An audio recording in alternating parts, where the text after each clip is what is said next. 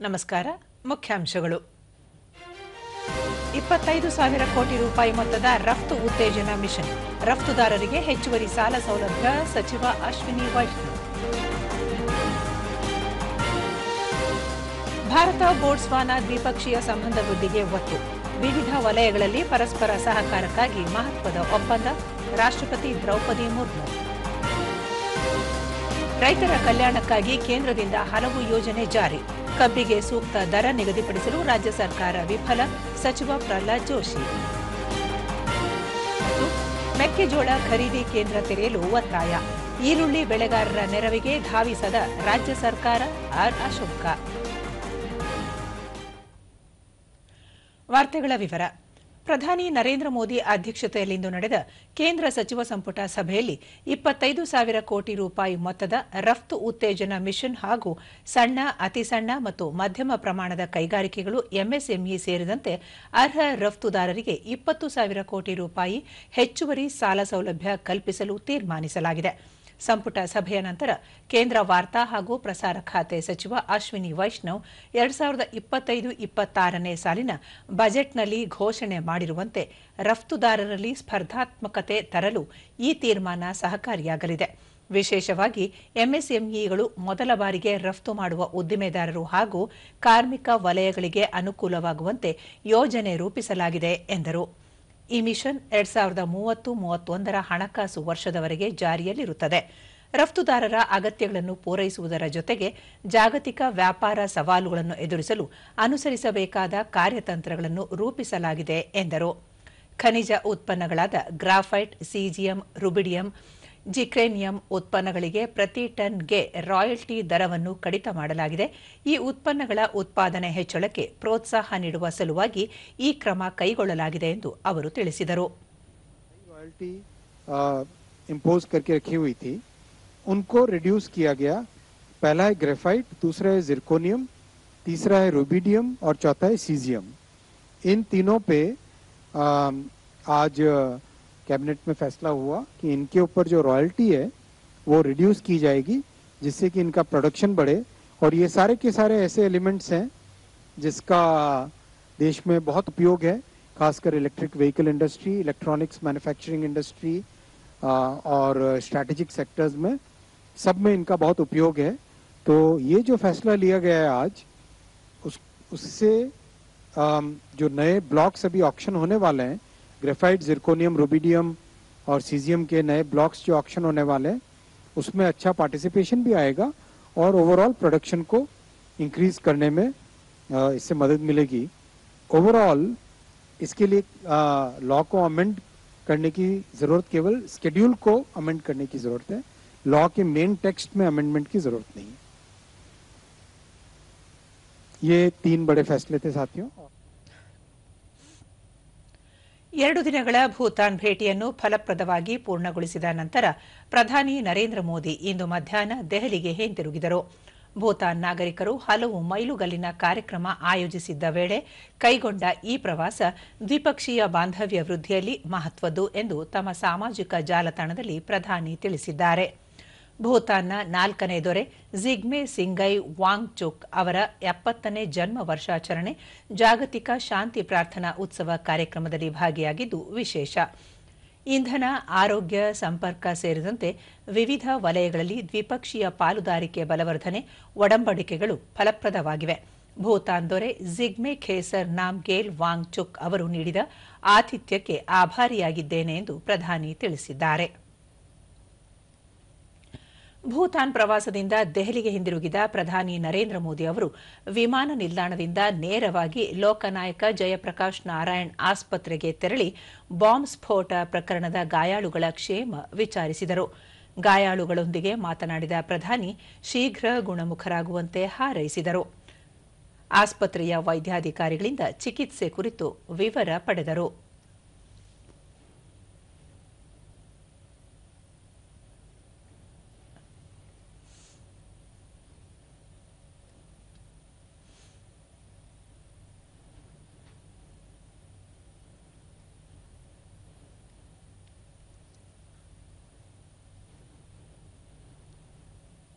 ಈ ಕುರಿತು ಸಾಮಾಜಿಕ ಮಾಧ್ಯಮದಲ್ಲಿ ಪೋಸ್ಟ್ ಮಾಡಿರುವ ಪ್ರಧಾನಿ ನರೇಂದ್ರ ಮೋದಿ ಕಾರ್ ಸ್ಫೋಟದ ಸಂಚುಕಾರರನ್ನು ಬಂಧಿಸಿ ಕಾನೂನು ರೀತಿ ಕ್ರಮ ಕೈಗೊಳ್ಳಲಾಗುವುದು ಎಂದು ಹೇಳಿದ್ದಾರೆ.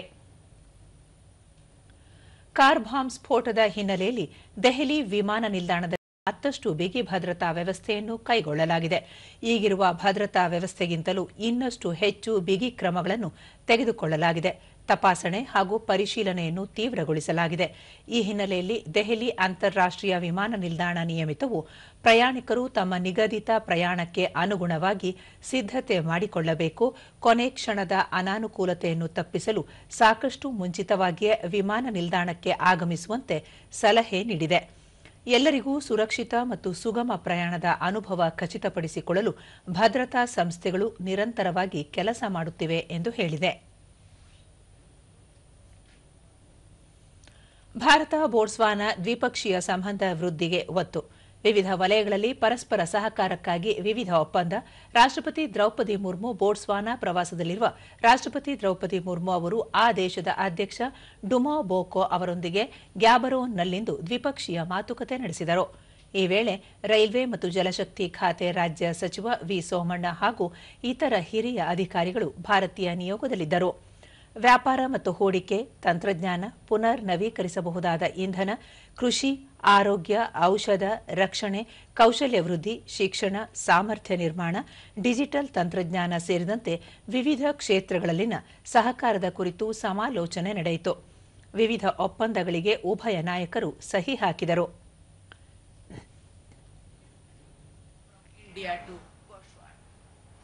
ಬಳಿಕ ರಾಷ್ಟ್ರಪತಿ ಭಾರತ ಬೋಟ್ಸ್ವಾನಾ ಬಹು ಹಿಂದಿನಿಂದಲೂ ಉತ್ತಮ ಬಾಂಧವ್ಯ ಹೊಂದಿದ್ದು ಭವಿಷ್ಯದಲ್ಲಿ ಈ ಸಂಬಂಧ ಮತ್ತಷ್ಟು ನಿಕಟಗೊಳ್ಳಲಿದೆ ಎಂದರು. ವಿವಿಧ ವಲಯಗಳಲ್ಲಿ ಇಂದು ಮಹತ್ವದ ಒಪ್ಪಂದ ಏರ್ಪಟ್ಟಿದ್ದು ದ್ವಿಪಕ್ಷೀಯ ಹಿತಾಸಕ್ತಿಗೆ ಪೂರಕವಾಗಿದೆ. ಬೋಟ್ಸ್ವಾನಾ ಆರ್ಥಿಕ ಅಭಿವೃದ್ಧಿಯಲ್ಲಿ ಭಾರತೀಯ ಸಂಸ್ಥೆಗಳು ಹೆಚ್ಚಿನ ಪಾಲುದಾರಿಕೆ ಹಾಗೂ ಪಾತ್ರ ವಹಿಸುತ್ತಿರುವುದು ಸ್ವಾಗತಾರ್ಹ ಬೆಳವಣಿಗೆ ಎಂದು ತಿಳಿಸಿದರು. ಬೋಟ್ಸ್ವಾನಾ ಸರ್ಕಾರದ ಮನವಿ ಮೇರೆಗೆ ಅತ್ಯಗತ್ಯ ಮತ್ತು ಗುಣಮಟ್ಟದ ಔಷಧಿಗಳನ್ನು ಭಾರತದಿಂದ ಪೂರೈಸುವ ಬಗ್ಗೆ ಒಪ್ಪಂದ ಏರ್ಪಟ್ಟಿದ್ದು ಇದರಿಂದ ಅಲ್ಲಿನ ನಾಗರಿಕರಿಗೆ ಅನುಕೂಲವಾಗಲಿದೆ. ಭಾರತ ಆಫ್ರಿಕಾ ಪ್ರಾದೇಶಿಕ ವೇದಿಕೆಯಲ್ಲಿ ಭಾರತೀಯ ಪಾಲುದಾರಿಕೆ ಮತ್ತಷ್ಟು ವಿಸ್ತರಣೆಯಾಗುವ ಬಗ್ಗೆ ಸಕಾರಾತ್ಮಕ ಚರ್ಚೆ ನಡೆದಿದೆ ಎಂದು ಹೇಳಿದರು. ಭಾರತದಲ್ಲಿ ವನ್ಯಜೀವಿ ಸಂರಕ್ಷಣೆ ನಿಟ್ಟಿನಲ್ಲಿ ಬೋಟ್ಸ್ವಾನಾದಿಂದ ಉತ್ತಮ ಪ್ರತಿಕ್ರಿಯೆ ಬಂದಿದ್ದು ಈಗಾಗಲೇ ಭಾರತಕ್ಕೆ ಚಿರತೆಗಳನ್ನು ಆ ರಾಷ್ಟ್ರ ನೀಡಿದೆ ಎಂದು ರಾಷ್ಟ್ರಪತಿ ಹೇಳಿದರು. We witnessed the signing of an important agreement which will help in providing easy access to medicines to the citizens of Botswana. I also conveyed to President Boko India's decision to send essential ARV medicines as requested by government of Botswana. We are encouraged by the growing participation of Indian companies in Botswana's economic development, particularly in the diamond sector. ವಿಶ್ವ pneumonia ದಿನವನ್ನು ಇಂದು ಆಚರಿಸಲಾಗುತ್ತಿದೆ.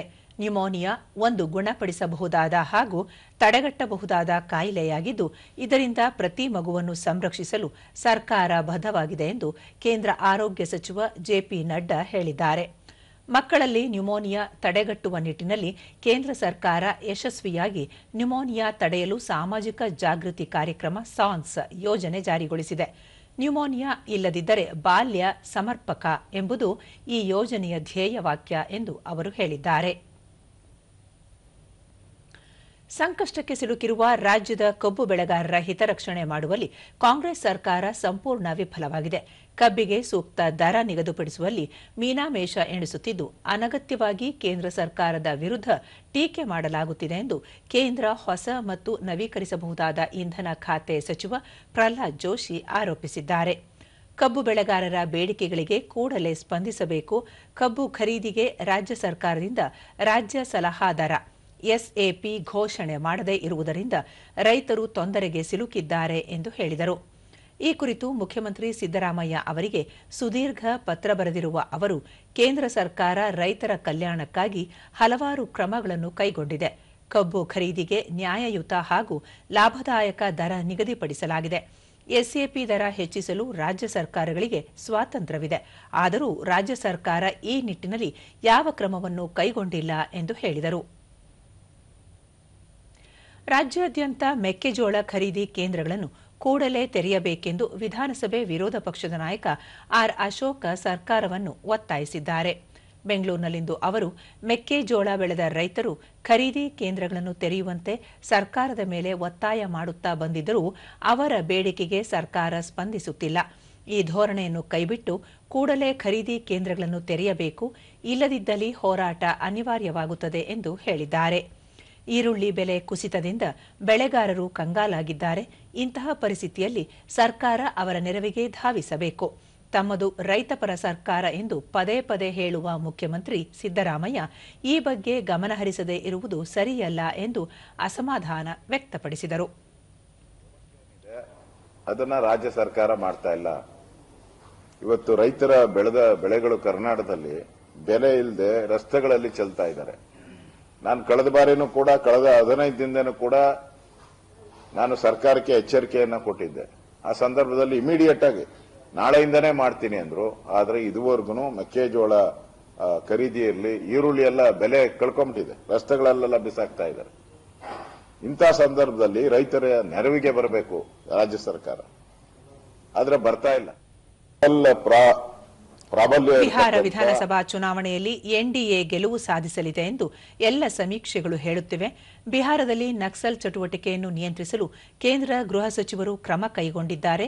ಈ ಎಲ್ಲ ಅಂಶಗಳ ಹಿನ್ನೆಲೆಯಲ್ಲಿ NDA ಗೆಲುವು ಶತಸಿದ್ಧ ಎಂದು ಹೇಳಿದರು. ಕೋಟಿ ರೂಪಾಯಿ ಏನು ದೇಶದ ಟ್ಯಾಕ್ಸ್ ಪೇಯರ್ಸ್ ಹಣ ಹಾಳಾಗ್ತಾ ಇತ್ತು, ಅದನ್ನ ಸೇವ್ ಮಾಡಿದ್ದಾರೆ. ಇವತ್ತು ಬಿಹಾರದ ಚುನಾವಣೆ ನಿನ್ನೆ ಎಕ್ಸಿಟ್ ಪೋಲ್ ಬಂದಿದೆ. 12ಕ್ಕೂ ಹೆಚ್ಚು ಸಂಸ್ಥೆಗಳು ಎಕ್ಸಿಟ್ ಪೋಲ್ ಅನ್ನ ಪ್ರೆಡಿಕ್ಟ್ ಮಾಡಿದ್ದಾರೆ. ಬಿಜೆಪಿ ಮುನ್ನಡೆಯನ್ನ ಸಾಧಿಸಿದೆ, ಎಲ್ಲ ಎಕ್ಸಿಟ್ ಪೋಲ್ಗಳಲ್ಲೂ ಮುನ್ನಡೆಯನ್ನ ಸಾಧಿಸಿದೆ. ಕೊಪ್ಪಳ ಜಿಲ್ಲೆಯ ಪದವೀಧರ ಯುವಕನೋರ್ವ ಪ್ರಧಾನಮಂತ್ರಿ ಕಿರು ಆಹಾರ ಸಂಸ್ಕರಣಾ ಉದ್ದಿಮೆಗಳ ನಿಯಮಬದ್ಧಗೊಳಿಸುವಿಕೆ ಯೋಜನೆ ನೆರವು ಪಡೆದು ಅಣಬೆ ಬೇಸಾಯ ಮಾಡುವ ಮೂಲಕ ಇದೀಗ ಯಶಸ್ವಿ ಉದ್ದಿಮೆದಾರರಾಗಿ ಬದುಕು ಕಂಡುಕೊಂಡಿದ್ದಾರೆ. ಬಸಾಪುರ ಗ್ರಾಮದ ಯುವಕ ಭೀಮಪ್ಪ ಕೊರವರ್ 1 ಎಕರೆ ಜಮೀನನ್ನು ಗುತ್ತಿಗೆಗೆ ಪಡೆದುಕೊಂಡು ಕೇಂದ್ರ ಸರ್ಕಾರದ ಯೋಜನೆಯಿಂದ ನೆರವು ಪಡೆದು ಅಣಬೆಯಿಂದ ವಿವಿಧ ಉತ್ಪನ್ನಗಳನ್ನು ತಯಾರಿಸಿ ತಿಂಗಳಿಗೆ ಲಕ್ಷಗಟ್ಟಲೆ ಆದಾಯ ಪಡೆಯುತ್ತಿದ್ದಾರೆ. ಈ ಮೂಲಕ ಇತರರಿಗೆ ಮಾದರಿಯಾಗಿದ್ದಾರೆ.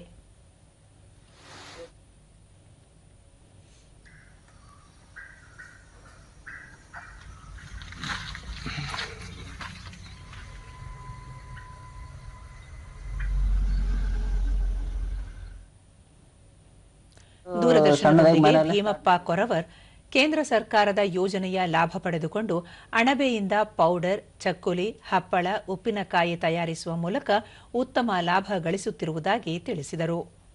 7 ಲಕ್ಷ ಲೋನ್ ತಗೊಂಡೆ. ಅದರಿಂದ ಕೃಷಿ ಇಲಾಖೆ ಮತ್ತೆ ತೋಟಗಾರಿಕೆ ಇಲಾಖೆ ಎಲ್ಲರ ಸಪೋರ್ಟ್ ಇಂದ ನಾನು ಇಲ್ಲಿ ಬಂದು ದೊಡ್ಡದಾಗಿ ಮಾಡಿ ದಿನಕ್ಕೆ 20 ರಿಂದ 25 ಕೆಜಿ ಅಣಬೆ ಬೆಳಿತಾ ಇದ್ದೀನಿ. ಈಗ ಅದರಿಂದ ನಾನು ತಿಂಗಳಿಗೆ 1 ಲಕ್ಷ ಆತರ ಲಾಭ ಮಾಡ್ತಾ ಇದ್ದೀನಿ. ಭೀಮಪ್ಪನ ಸಹೋದರಿ ಹುಲಿಗೆಮ್ಮ ಬಡತನದಿಂದ ಸಾಕಷ್ಟು ಕಷ್ಟ ಅನುಭವಿಸಿದ ಸಹೋದರ 2021ರಲ್ಲಿ ವಿಭಿನ್ನ ಪ್ರಯತ್ನವಾಗಿ ಈ ಉದ್ಯಮ ಆರಂಭಿಸಿ ಯಶಸ್ವಿಯಾಗಿರುವುದಾಗಿ ಹೇಳಿದರು. ನಾವು 5 ಜನ ಒಂದೇ ರೂಮ್ ಅಲ್ಲಿ ಇಟ್ಕೊಂಡು ಇನ್ನೂ ಒಂದು ರೂಮ್ ಅಲ್ಲಿ ಮಶ್ರೂಮ್ ಸ್ಟಾರ್ಟ್ ಮಾಡಿದ್ರು. ಅಂತದ್ದು ಇವತ್ತು 1/2 ಎಕರೆ ಹೊಲದಲ್ಲಿ ಪೂರ್ತಿ ಶೆಡ್ ಮಶ್ರೂಮಿಂಗ್ ಮಾಡಿದ್ದಾರೆ. ನಾವೇನು 2 ಕೆಜಿ 3 ಕೆಜಿ ನೋಡ್ತಿರುವಂತ ಮನೆಯಲ್ಲಿ ಇವತ್ತು 25 ಕೆಜಿ ಮಶ್ರೂಮ್ ಬೆಳಿತಾ ಇದೀವಿ ಅಂದ್ರೆ ಅದು ನಿಜವಾಗ್ಲೂ ಒಂದು ಖುಷಿ ಪಡುವಂತ ವಿಷಯ. ಸಂಪನ್ಮೂಲ ವ್ಯಕ್ತಿ ರಾಘವೇಂದ್ರ ವಿದ್ಯಾವಂತನಾದರೂ ಕೃಷಿ ಮಾಡಲು ಬಯಸಿದ್ದ ಭೀಮಪ್ಪನಿಗೆ ಅಣಬೆ ಬೇಸಾಯದ ತರಬೇತಿ ನೀಡಿ ಉದ್ಯಮಿಯಾಗಲು ನೆರವಾಗಿರುವುದಾಗಿ ತಿಳಿಸಿದರು. ಅವರು ಮಷಿನರಿ ತಗೊಂಡಿದ್ದಾರೆ, ಒಂದು 7 lakhs ಪ್ಲಸ್ 3-4 lakhs ಶೆಡ್ಡಿಗೆ ತಗೊಂಡಿದ್ರು. ಸೊ HDFC ಬ್ಯಾಂಕ್ ಕೊಪ್ಪಳದಲ್ಲಿ ಅವರಿಗೆ ಲೋನ್ಗಳು ಸ್ಯಾಂಕ್ಷನ್ ನಾವು ಕೊಡಿಸ್ಲಿಕ್ಕೆ ಪ್ರಯತ್ನ ಮಾಡಿದ್ರಿ. ಅವರು ಉದ್ಯಮ ಶುರು ಮಾಡಿದ ತಕ್ಷಣ ಏನ್ ಮಶ್ರೂಮ್ ಸಂಬಂಧಪಟ್ಟಂಗೆ ಆಹಾರ ಸಂಸ್ಥೆ ಉದ್ಯಮ ತೊಡಸ್ಕೊಂಡ್ರೆ ಅವರಷ್ಟೇ ಉದ್ಯಮ ಮಾಡ್ತಾರೆ. ಅವ್ರ ಜೊತೆಗೆ 4-5 ಜನಕ್ಕೆ ಕೆಲಸನ ಕೊಟ್ಟಿದ್ದಾರೆ. ಯೋಜನೆಯ ಸಂಪನ್ಮೂಲ ವ್ಯಕ್ತಿ ವೀರೇಶ ಗಾಣಿಗೇರ ಜಿಲ್ಲೆಯಲ್ಲಿ ಕೇಂದ್ರದ ಯೋಜನೆಯಿಂದ 190ಕ್ಕೂ ಹೆಚ್ಚು ಮಂದಿಗೆ ಸಾಲ ಸೌಲಭ್ಯ ಕಲ್ಪಿಸಲಾಗಿದೆ ಎಂದರು. ಈ ಯೋಜನೆ ಇನ್ನೂ ಮುಂದುವರೆದ್ರೆ ನಮ್ಮ ಜಿಲ್ಲೆಯಲ್ಲಿ ಅಷ್ಟೇ ಅಲ್ಲದೆ ಬೇರೆ ಬೇರೆ ಜಿಲ್ಲೆಗಳಲ್ಲಿ ಕೂಡ ಈ ರೀತಿಯ ಯೋಜನೆಯಿಂದ ಪಡೆದುಕೊಂಡು ಹೊಸ ಉದ್ಯಮಿದಾರರಾಗಲು, ಹೊಸ ಯುವ ಉದ್ಯಮಿಗಳಿಗೆ ಮತ್ತು ಹೊಸ ಯುವಕರಿಗೆ ಮತ್ತು ಸ್ವಸಹಾಯ ಸಂಘಗಳಿಗೆ, FPOಗಳಿಗೆ ಇದರಿಂದ ಉತ್ತಮವಾದಂಥ ಲಾಭ ಗಳಿಸಲಿಕ್ಕೆ ಹೊಸ ಮಾರ್ಗ ಆಗುತ್ತಂತ ಇದು ನನ್ನ ಅನಿಸಿಕೆ. ಸಹಾಯಕ ತೋಟಗಾರಿಕೆ ನಿರ್ದೇಶಕ ಮಂಜುನಾಥ ದೊಡ್ಡಪತ್ತಾರ ಯುವ ರೈತ ಭೀಮಪ್ಪ ಕೊರವರ್ 7 ಲಕ್ಷ ಸಾಲ ಪಡೆದು ಅಣಬೆ ಬೇಸಾಯದ ಮೂಲಕ ಇದೀಗ ಯಶಸ್ವಿ ಉದ್ಯಮಿಯಾಗಿದ್ದಾರೆ ಎಂದು ಶ್ಲಾಘಿಸಿದರು. ಕೆಜಿಗಿಂತಲೂ ಹೆಚ್ಚಿಗೆ ಅಣಬೆಯನ್ನು ಉತ್ಪಾದನೆ ಮಾಡ್ತಾ ಇದ್ದಾರೆ. ಹಾಗೂ ಇವರು ಕೇವಲ ಅಣಬೆಯನ್ನು ಮಾತ್ರ ಬೆಳೆಯದೆ ಅಣಬೆಯ ಉಪೋತ್ಪನ್ನಗಳಾದ ಅಣಬೆಯಿಂದ ಇವರು ಅಣಬೆ ಡ್ರೈ ಮಶ್ರೂಮ್ ಅನ್ನು ಮಾಡ್ತಾ ಇದ್ದಾರೆ, ಉಪ್ಪಿನಕಾಯಿಗಳನ್ನ ಮಾಡ್ತಾ ಇದ್ದಾರೆ, ಬಿಸ್ಕಿಟ್ಗಳನ್ನ ಮಾಡ್ತಾ ಇದ್ದಾರೆ. ಹೀಗಾಗಿ ಇವರು ಒಬ್ಬ ಉತ್ತಮ ಉದ್ಯಮಿಯಾದರಾಗಿ ಕೂಡ ಬದಲಾಗ್ತಾ ಇದ್ದಾರೆ. ಸಾಮಾನ್ಯ ಭವಿಷ್ಯ ನಿಧಿ ಸೌಲಭ್ಯದಿಂದ ವಂಚಿತರಾದ ಅರ್ಹ ಉದ್ಯೋಗಿಗಳನ್ನು ಸಾಮಾಜಿಕ ಭದ್ರತಾ ವ್ಯಾಪ್ತಿಗೆ ತರುವ ನಿಟ್ಟಿನಲ್ಲಿ 6 ತಿಂಗಳ ಕಾಲ ದಾಖಲಾತಿ ಅಭಿಯಾನ ನಡೆಸಲಾಗುತ್ತಿದೆ ಎಂದು ಕೇಂದ್ರ ಕಾರ್ಮಿಕ ಮತ್ತು ಉದ್ಯೋಗ ಸಚಿವಾಲಯದ ಸಾಮಾನ್ಯ ಭವಿಷ್ಯ ನಿಧಿ ಕಚೇರಿಯ ಕಲಬುರಗಿ ಪ್ರಾಂತೀಯ ಆಯುಕ್ತ ಎ ಸುಬ್ರಹ್ಮಣ್ಯಂ ಹೇಳಿದ್ದಾರೆ. ಸುದ್ದಿಗೋಷ್ಠಿಯಲ್ಲಿ ಅವರು ಈ 6 ತಿಂಗಳ ಕಾಲದ ವಿಶೇಷ ದಾಖಲಾತಿ ಅಭಿಯಾನದಲ್ಲಿ ಕೇವಲ ₹100 ದಂಡ ಹಾಗೂ ಸಂಸ್ಥೆ ಪಾಲಿನ ಹಣ ಭರಿಸಿ ನೋಂದಾಯಿಸಿಕೊಳ್ಳಬಹುದಾಗಿದೆ ಎಂದು ಹೇಳಿದರು.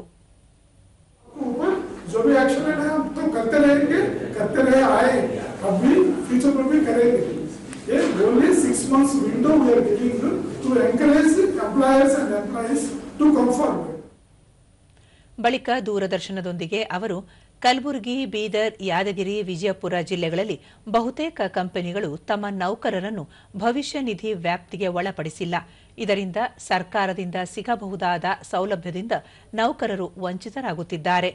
ಅರ್ಹ ಕಾರ್ಮಿಕರಿಗೆ ಸೌಲಭ್ಯ ದೊರಕಿಸಲು ಉದ್ಯೋಗದಾತರು ಹೆಚ್ಚಿನ ಮುತುವರ್ಜಿ ವಹಿಸಿ ನೋಂದಣಿ ಅಭಿಯಾನ ಯಶಸ್ವಿಗೊಳಿಸಬೇಕು ಎಂದು ಹೇಳಿದರು. फेस आइडेंटिफिकेशन ऐप आप अपने मोबाइल से एंड्रॉइड मोबाइल से कर सकते हैं.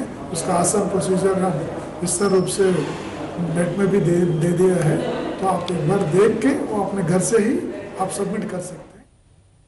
ಪ್ರಾದೇಶಿಕ ಸಮಿತಿ ಸದಸ್ಯ ಶಂಕರ್ ಸಾಲೆಗಾಂವ್ 2017ರ ಜುಲೈ 1ರಿಂದ 2025ರ ಅಕ್ಟೋಬರ್ 31ರವರೆಗೂ ಕೆಲಸಕ್ಕೆ ಸೇರಿದ ಕಾರ್ಮಿಕರು ಮತ್ತೆ ನೋಂದಾಯಿಸಿಕೊಳ್ಳಲು ಅವಕಾಶ ದೊರಕಿದೆ ಎಂದು ಹೇಳಿದರು.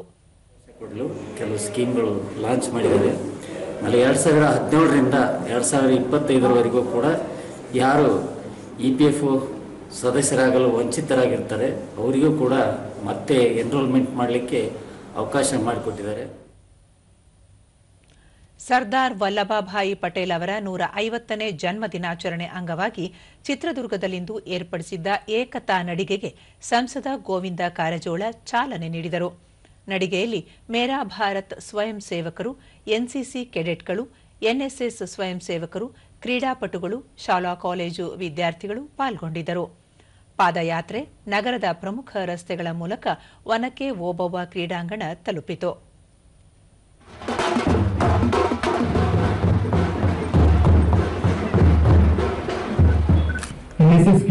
ನಂತರ ನಡೆದ ಕಾರ್ಯಕ್ರಮದಲ್ಲಿ ಸಂಸದ ಗೋವಿಂದ ಕಾರಜೋಳ ವಲ್ಲಭಭಾಯಿ ಪಟೇಲರ ಭಾವಚಿತ್ರಕ್ಕೆ ಪುಷ್ಪ ನಮನ ಸಲ್ಲಿಸಿದರು. ವಿಧಾನ ಪರಿಷತ್ ಸದಸ್ಯ KS ನವೀನ್, ಅಪರ ಜಿಲ್ಲಾಧಿಕಾರಿ BT ಕುಮಾರಸ್ವಾಮಿ, ಮೇರಾ ಯುವ ಭಾರತ್ನ ಜಿಲ್ಲಾ ಯುವಜನ ಅಧಿಕಾರಿ ಸ್ನೇಹಲತಾ ಮತ್ತಿತರರು ಉಪಸ್ಥಿತರಿದ್ದರು. ಗೋವಿಂದ ಕಾರಜೋಳ ಅಕ್ಟೋಬರ್ 31ರಿಂದ ಈ ತಿಂಗಳ 25ರವರೆಗೆ ದೇಶದೆಲ್ಲೆಡೆ ವಲ್ಲಭಭಾಯಿ ಪಟೇಲ್ ಅವರ ಜನ್ಮ ದಿನಾಚರಣೆಯನ್ನು ಆಚರಿಸಲಾಗುತ್ತಿದೆ. ಈ ಸಂದರ್ಭದಲ್ಲಿ ವಿವಿಧ ಪ್ರಬಂಧ ಸ್ಪರ್ಧೆ, ಚರ್ಚಾ ಸ್ಪರ್ಧೆಗಳನ್ನು ಏರ್ಪಡಿಸುವ ಮೂಲಕ ವಲ್ಲಭಭಾಯಿ ಪಟೇಲರ ಕುರಿತು ಜಾಗೃತಿ ಮೂಡಿಸಲಾಗುತ್ತಿದೆ ಎಂದರು. ದೇಶದ ಮೊದಲ ಉಪಪ್ರಧಾನಿ ಮತ್ತು ಗೃಹ ಸಚಿವರಾಗಿದ್ದ ಸಂದರ್ಭದಲ್ಲಿ ದೇಶದೆಲ್ಲೆಡೆ ಚದುರಿ ಹೋಗಿದ್ದ 500ಕ್ಕೂ ಹೆಚ್ಚು ರಾಜ ಸಂಸ್ಥಾನಗಳನ್ನು ಒಗ್ಗೂಡಿಸಿ ಒಕ್ಕೂಟ ವ್ಯವಸ್ಥೆಗೆ ಒಳಪಡಿಸುವ ಮೂಲಕ ಅಖಂಡ ಭಾರತ ನಿರ್ಮಾಣದ ರೂವಾರಿಯಾಗಿದ್ದರು. ಅವರಂತೆಯೇ ಪ್ರಧಾನಿ ನರೇಂದ್ರ ಮೋದಿ ಅವರು 2047ರ ವೇಳೆಗೆ ವಿಕಸಿತ ಭಾರತ ನಿರ್ಮಾಣಕ್ಕೆ ಮುಂದಾಗಿದ್ದಾರೆ ಎಂದು ಹೇಳಿದರು. ಕಾರಣಕರ್ತರು ಸರ್ದಾರ್ ವಲ್ಲಭಭಾಯಿ ಪಟೇಲ್. KS ನವೀನ್, ಪ್ರತಿಯೊಬ್ಬರೂ ಸರ್ದಾರ್ ವಲ್ಲಭಭಾಯಿ ಪಟೇಲ್ ಹೋರಾಟದ ಬದುಕು ಹಾಗೂ ಜೀವನ ಚರಿತ್ರೆಯನ್ನು ಓದಬೇಕು. ಅಖಂಡ ಭಾರತ ನಿರ್ಮಾಣಕ್ಕೆ ಅವರು ನೀಡಿರುವ ಕೊಡುಗೆ ಕುರಿತು ಮನದಟ್ಟು ಮಾಡಿಕೊಳ್ಳಬೇಕು ಎಂದು ಹೇಳಿದರು. ಯಾಕಂದ್ರೆ ಸ್ವಾತಂತ್ರ್ಯ ಬಂದಾಗ ನಮಗೆ ಭಾರತದ ಅನೇಕ ರಾಜಮಂಥನಗಳಿತ್ತು. ಅವರೆಲ್ಲರೂ ಕೂಡ ಯಾವುದೇ ಸಣ್ಣ ಗೊಂದಲನೂ ಕೂಡ ಇಲ್ಲದೆ ಹೈದರಾಬಾದ್ ಒಂದನ್ನ ಬಿಟ್ಟು ಇನ್ನು ಉಳಿದೆಲ್ಲವನ್ನು ಕೂಡ ಮಾಡಿದಂತ ಕೀರ್ತಿ ಯಾರಿಗೆ ಸೇರುತ್ತೆ ಅಂತಂದ್ರೆ ಅದು ಸರ್ದಾರ್ ವಲ್ಲಭಾಯ್ ಪಟೇಲ್ ಅವರಿಗೆ ಸೇರುತ್ತೆ ಅಂತೇಳಿ ನಾವು ಬಹಳ ಹೆಮ್ಮೆಯಿಂದ ಹೇಳ್ಕೋಬೇಕಾಗುತ್ತೆ. ಮೈಸೂರಿನ ದಸರಾ ವಸ್ತು ಪ್ರದರ್ಶನ ಆವರಣದಲ್ಲಿ ಗಣಿ ಮತ್ತು ಭೂ ಇಲಾಖೆಯಿಂದ ತೆರೆದಿರುವ ಮಳಿಗೆ ಜನಾಕರ್ಷಣೀಯ ಕೇಂದ್ರವಾಗಿದೆ. ನಿತ್ಯ ನೂರಾರು ಪ್ರವಾಸಿಗರು ಹಾಗೂ ವಿದ್ಯಾರ್ಥಿಗಳು ಇಲ್ಲಿಗೆ ಭೇಟಿ ನೀಡುವ ಮೂಲಕ ಉಪಯುಕ್ತ ಮಾಹಿತಿ ಪಡೆಯುತ್ತಿದ್ದಾರೆ. ಈ ಕುರಿತ ಒಂದು ವರದಿ ಇಲ್ಲಿದೆ. ದಸರಾ ವಸ್ತು ಪ್ರದರ್ಶನ ಆವರಣದಲ್ಲಿ ಗಣಿ ಮತ್ತು ಭೂ ವಿಜ್ಞಾನ ಇಲಾಖೆ ಸ್ಥಾಪಿಸಿರುವ ಮಳಿಗೆ ಕೇವಲ ಮಳಿಗೆಯಲ್ಲ, ಜ್ಞಾನದ ಗಣಿಯೇ ಆಗಿದೆ. ಭೂಮಿಯ ಒಡಲಲ್ಲಿ ಅಡಗಿರುವ ಹಲವು ವಿಸ್ಮಯಗಳನ್ನು ಕಣ್ಣೆದುರೇ ನೋಡುವ ಸದವಕಾಶ ನೀಡಿದೆ. ಮಳಿಗೆ ಮುಂಭಾಗ ಭೂಮಿಯ ಗೋಳಾಕಾರ ಮಾದರಿಯನ್ನು ಕತ್ತರಿಸಿ ಅದರಲ್ಲಿ ಶಿಲಾಗೋಳ, ವಾಯುಗೋಳ, ಜಲಗೋಳಗಳನ್ನು ರಚನೆ ಮಾಡಲಾಗಿದೆ. ಈ ಮೂಲಕ ಭೂಮಿಯ ರಚನೆ, ಪದರಗಳ ಬಗ್ಗೆ ಜನರಲ್ಲಿ ಜಾಗೃತಿ ಮೂಡಿಸಲಾಗುತ್ತಿದೆ. ನಂತರ ಹಾಗೆ ಮುಂದೆ ಹೋದರೆ ಭೂಮಿಯ ಒಳಗೆ ಸಿಗುವ ಅಗ್ನಿಶಿಲೆ, ಜಲದ ಶಿಲೆ, ರೂಪಾಂತರಗೊಂಡ ಶಿಲೆಗಳನ್ನು ನೋಡಬಹುದಾಗಿದೆ. ಅಲ್ಲದೆ ಚಿನ್ನ, ಕಬ್ಬಿಣ, ತಾಮ್ರ ಮತ್ತಿತರ ಖನಿಜ ಸಂಪನ್ಮೂಲಗಳನ್ನು ಪ್ರದರ್ಶನದಲ್ಲಿ ಇಡಲಾಗಿದೆ. ಚಿನ್ನದ ಗಣಿ ಹೇಗಿರುತ್ತದೆ ಎಂಬ ಸಹಜ ಕುತೂಹಲವನ್ನು ತಣಿಸಲು ಇಲ್ಲಿಯೇ ಗಣಿಗಾರಿಕೆ ಮಾದರಿ ನಿರ್ಮಿಸಲಾಗಿದೆ. ಇದರೊಳಗೆ ಪ್ರವೇಶಿಸಿದರೆ ಗಣಿಗಾರಿಕೆ ಕಾರ್ಯಾಚರಣೆ ವಿಧಾನಗಳನ್ನು ಖುದ್ದಾಗಿ ನೋಡಿದ ಅನುಭವ ಉಂಟಾಗುತ್ತದೆ. ಭೂಕಂಪನ ಅಳೆಯುವ ಸಿಸ್ಮೋಗ್ರಾಫ್ ಯಂತ್ರವನ್ನು ಇಲ್ಲಿ ವೀಕ್ಷಿಸಬಹುದಾಗಿದೆ. ಮಂಗನಿಂದ ಮಾನವ ಸೇರಿದಂತೆ ಹಲವು ವಿಷಯಗಳ ಕುರಿತು ಚಿತ್ರಗಳ ಮೂಲಕ ಮನದಟ್ಟು ಮಾಡಿಕೊಡಲಾಗಿದೆ.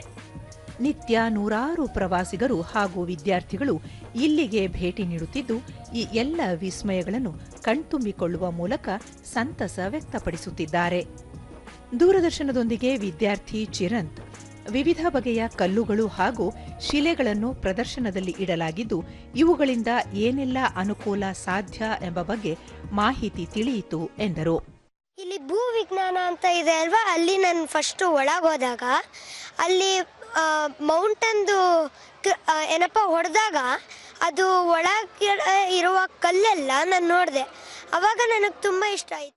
ಮತ್ತೋರ್ವ ವಿದ್ಯಾರ್ಥಿ ಹಾಡಿ ವಿವಿಧ ಕಲ್ಲುಗಳು ಹಾಗೂ ಶಿಲೆಗಳ ಬಗ್ಗೆ ಪುಸ್ತಕದಲ್ಲಿ ಓದಿದ್ದೆವು, ಆದರೆ ಇಲ್ಲಿಗೆ ಬಂದ ಮೇಲೆ ಅವುಗಳನ್ನು ನೇರವಾಗಿ ನೋಡುವ ಅವಕಾಶ ದೊರೆಯಿತು ಎಂದು ಹೇಳಿದರು. ಇದು ಸ್ಕೂಲಲ್ಲಿ ಕೂಡ ನಮಗೆ ಬುಕ್ಸಲ್ಲೆಲ್ಲ ಬಂದಿದೆ. ರಿಯಲ್ ಆಗಿ ನೋಡೋಕ್ಕೆ ತುಂಬ ಚೆನ್ನಾಗಿದೆ.